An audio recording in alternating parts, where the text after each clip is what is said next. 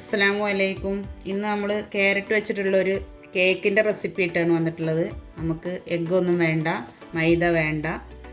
അപ്പോൾ എങ്ങനെയാണ് ചെയ്തെടുക്കണമെന്ന് നോക്കാം. 2 ക്യാരറ്റ് നമ്മളിതുപോലെ ചിരകി എടുത്തിട്ടുണ്ട്.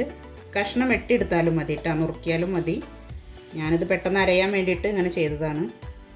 കഷ്ണം മുറുക്കിയെടുക്കുമ്പോൾ ചിലപ്പോൾ ചെറുതായിട്ട് കഷ്ണങ്ങളൊക്കെ അരച്ചെടുക്കുമ്പോൾ അതിൽ കാണും. അതുകൊണ്ടാണ് ഞാൻ ചിരകി എടുത്തത്. 1 കപ്പ് റവ,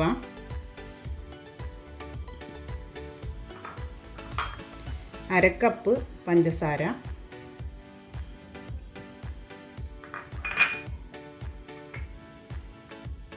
1/2 കപ്പ് പാല്,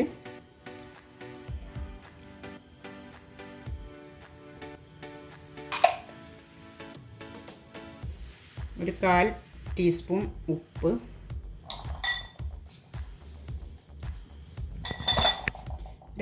2 ഏലക്കാട കുരു.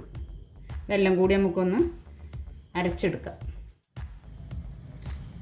നന്നായി അരച്ചെടുത്തിട്ടുണ്ട്.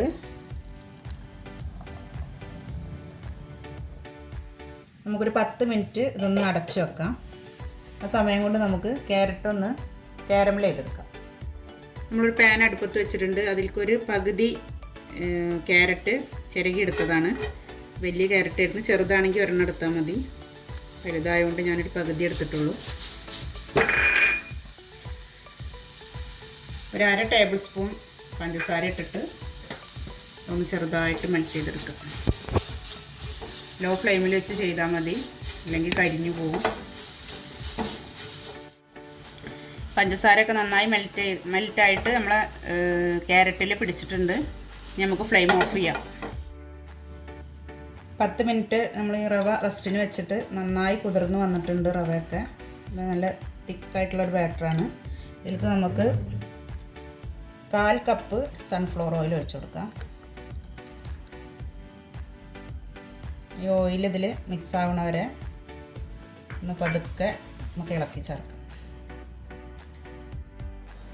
നമ്മൾ ഓയിൽ മൊത്തമായിട്ട് ബാറ്ററിൽ മിക്സായി വന്നിട്ടുണ്ട്.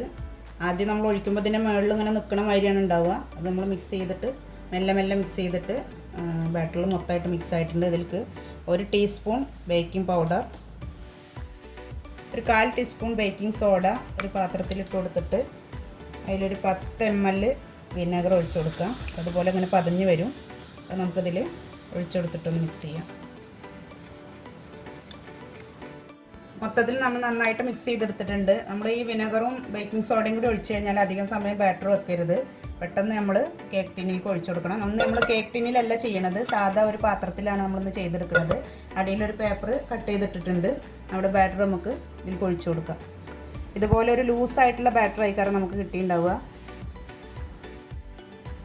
2-3 തവണ നമുക്ക് നന്നായിട്ട് ടാപ്പ് ചെയ്ത് കൊടുക്കാം. ഇനി നമ്മൾ കാരമൽ ചെയ്ത് വെച്ചിട്ടുള്ള ക്യാരറ്റ് ഇതിൻ്റെ മുകളിൽ ഇട്ട് കൊടുക്കാം.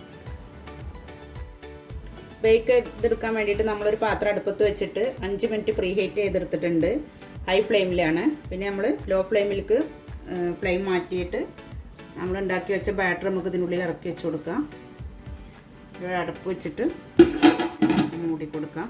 ഒരു 30 മിനിറ്റ് കഴിഞ്ഞാൽ ഒന്ന് തുറന്ന് നോക്കിയിട്ട് നമുക്കൊന്ന് കുത്തി നോക്കാം വെന്തിക്കണമെന്നുള്ളത്. നമ്മുടെ കേക്ക് ബേക്കായി വന്നിട്ടുണ്ട്. 30 മിനിറ്റ് കഴിഞ്ഞ് നമ്മൾ തുറന്ന് നോക്കി ഒരു സ്റ്റിക്ക് വെച്ചിട്ട് ഒന്ന് കുത്തി നോക്കിയിട്ടുണ്ട്. ഉൾഭാഗമൊക്കെ നന്നായി വെന്തിട്ടുണ്ട്. ഇനി നമുക്കിതൊന്ന് പാത്രത്തിൽ നിന്ന് മാറ്റിയെടുക്കാം.